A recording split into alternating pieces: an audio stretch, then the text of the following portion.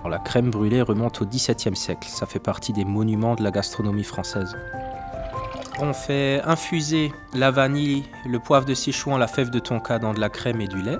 Et ensuite, on l'incorpore dans des jaunes qu'on a au préalable battus avec le sucre. Ensuite, il suffit de le mettre dans des petits ramequins, récipients à mettre au four au bain-marie, à les cuire pendant 1 heure à 100 degrés.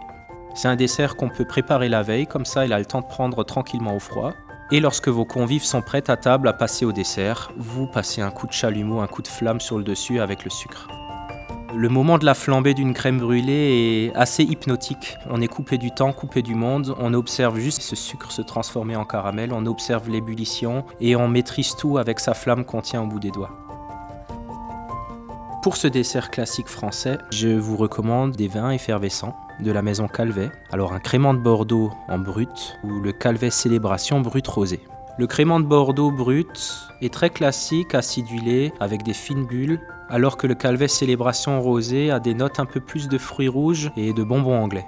La combinaison de ce dessert avec ces vins, c'est une vraie explosion. Alors on a un peu toutes les textures, on a les bulles du crément ou du Calvet Célébration qui nous chatouillent les papilles, le côté crémeux, gras de la crème brûlée qui est assez fraîche et le brûlé très chaud, croquant du caramel sur le dessus, donc c'est une explosion de saveurs dans la bouche.